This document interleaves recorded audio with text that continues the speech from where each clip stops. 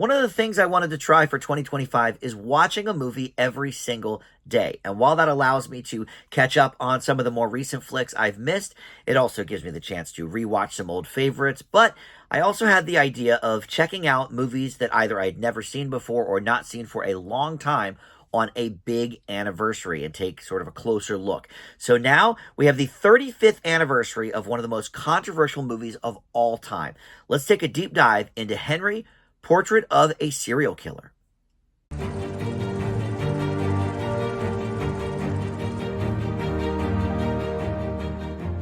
Hey guys, Dan here. This is Dan Reviews It, and welcome to my movie review for Henry, Portrait of a Serial Killer. This movie was actually filmed in 1985, which means it's the 40th anniversary. But after years and years on the festival circuit, it finally got a theatrical release in January of 1990. So this marks the official 35th anniversary of the theatrical release of this movie. And this was very controversial at the time, still is really.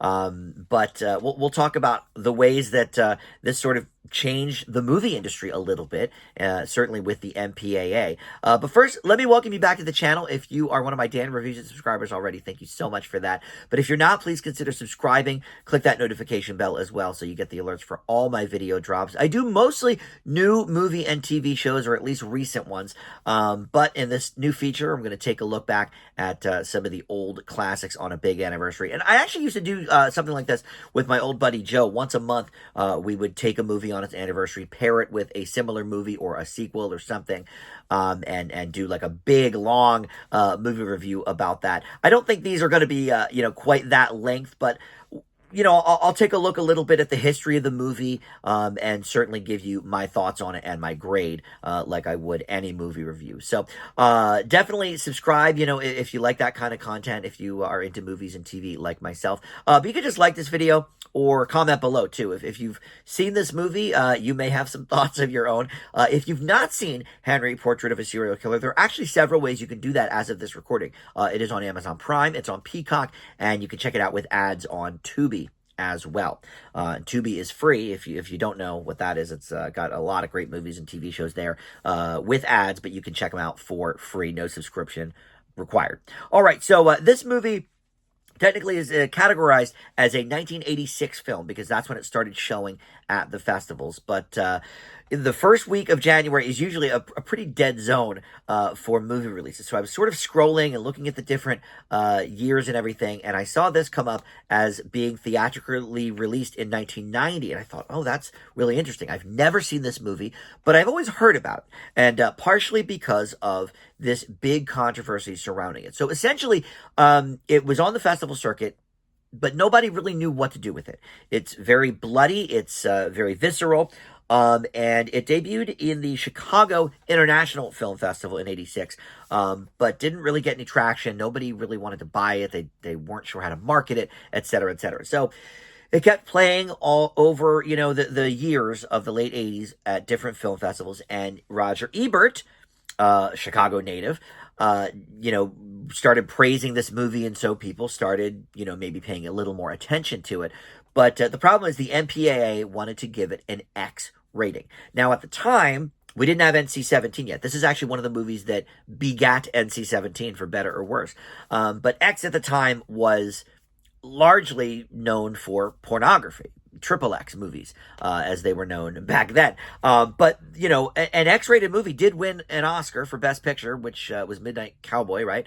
And so back in the 60s and 70s, before the porn industry was huge, it just marked adult-only movies. And nobody really wanted to release this with the X rating, so it ended up being released in 1990 as an unrated film, but this is one of the ones that made the MPAA decide to start an NC-17. So if you've never heard of this movie, maybe, that will familiarize yourself a little bit. It was this, Tie Me Up, Tie Me Down was one, and The Cook, the Thief, his wife, and her lover, is that what it was called? Those all were sort of at the forefront of that NC-17 idea. But yes, this was released unrated first week of January in 1990. It was directed by and co-written by John McNaughton, who went on to do probably his most famous, is another kind of controversial movie, Wild Things, from the late 90s. And that was with Nev Campbell and Kevin Bacon. But he's done, a handful of movies over the years. But that Wild Things is probably what maybe he is best known for. He did a movie called Mad Dog and Glory in the early 90s. I think Bill Murray was in that. But in any event, this is kind of poignant now. People might want to discover this movie now because true crime is such a big thing. And this is actually based on a real life serial killer, kind of loosely, but named Henry Lee Lucas and his buddy Otis O'Toole. And so we have in this movie Henry and Otis. I don't believe they're given last names, but you have Michael Rooker as Henry, who has done a lot of things over the years. I first knew him from Mallrats. He played the girlfriend's father in that. He was setting up the game show. But he's done a lot of like these badass roles over the year. I think he was in one of the Purge movies. And then Tom Towles plays Otis, who I'm not super familiar with, but he's done a lot of just sort of random work over the years. He was, one of these character actors on a lot of different TV shows and, background actor in a movie and supporting and all of that. So never really broke out on his own. And then you also have Tracy Arnold as Becky. She has not done too much else. She was on an episode of Baywatch, obviously popular show, so you might know her from that. But other than that, pretty much everybody in this movie is like friends of the director. This was shot for almost nothing. It was a 16 millimeter film shot with a budget of $110,000. People were using their own clothing for the wardrobe. It reminds me a little bit of, speaking of Mallrats and Michael Rooker, Kevin Smith. When he did Clerks, that was just, he shot it at the store where he was working at the time, and he just kind of used his friends and whatever. And this is very similar. A lot of the background actors in New York are just kind of people walking down the street or what have you. There's these two guys, in an argument going down to the subway. They're in the movie, and they were not actors. They were real people having a real argument. But look, it added to the authenticity of this movie. So essentially, the plot is just kind of moments in the life of this psychopathic killer named Henry, who just has murdered so many people, and he's traveling throughout Chicago, or throughout America for this. I said New York earlier, but I think this takes place in Chicago. But it's a bit of a travel movie as well. But the first, montage, the first maybe like 3 or 4 minutes of the movie is us seeing him, in some cases, meet these women and charm them or what have you, and then we see, that they're dead. We kind of hear an overlay of struggle in the audio, and then some we don't even really see him meet. We just sort of hear the struggle through the audio as, the camera sort of zooms in on whatever the crime scene is. And some of them get very, very bloody, very, very visceral. I definitely had to turn away a few times. I can understand why this was so controversial. But he has this buddy, Otis, that he sort of recruits. That's his roommate. He recruits him on his killing spree. Meanwhile, he meets Otis's sister and starts a little bit of a fling with her, and that is the Tracy Arnold character. And the two of them, go on this crime spree together, while the sister is none the wiser. She doesn't really know any of this. Oh, this life is behind you, that kind of thing. But she does know of his past. He claims that he killed his own mother, but he has different variations of that story.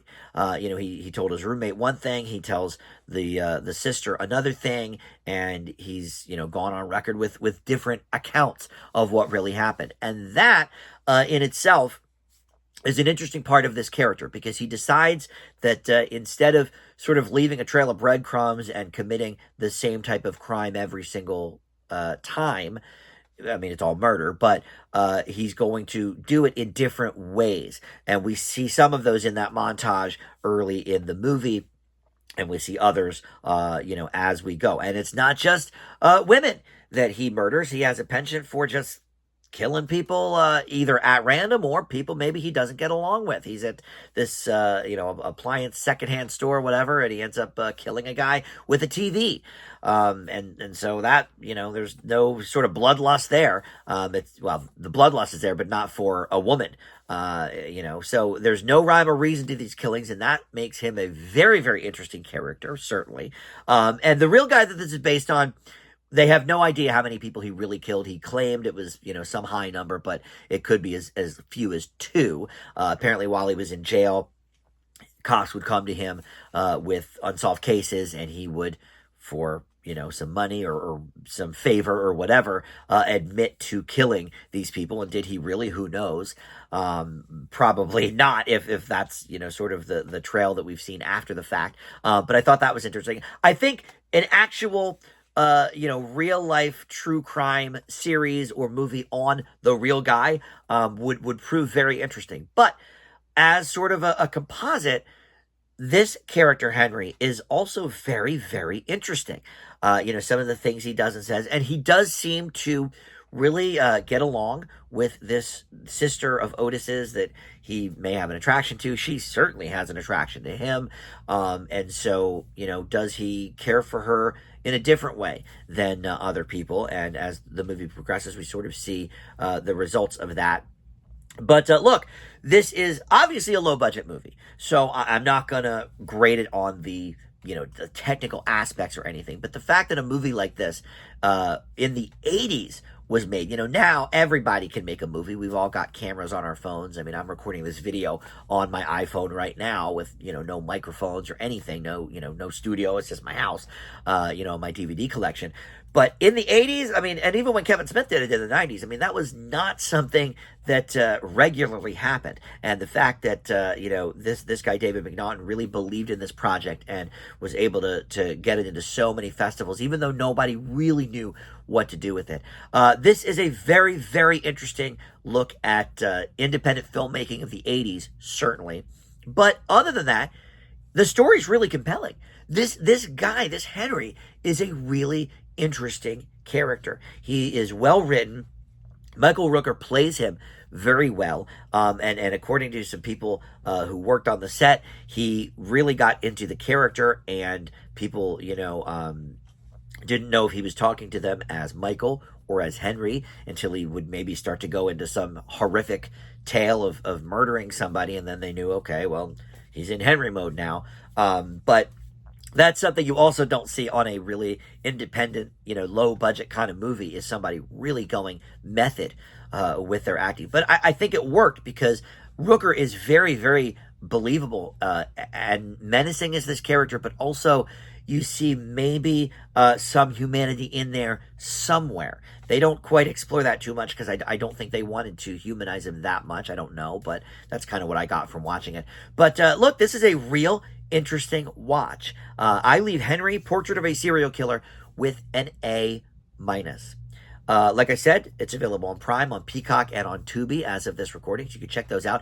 And look for some of my other videos. I'm gonna try every week to pick one movie that is having an anniversary that week, a big anniversary, and kind of take the ball and run with it. This was sort of an interesting one because it just sat around at the festivals for years. So even though it's technically the theatrical 35th anniversary of this movie, it definitely dates back, close to 40 years at this point. But all right, thank you so much for watching Dan Reviews It, and I'll see you next time. Bye.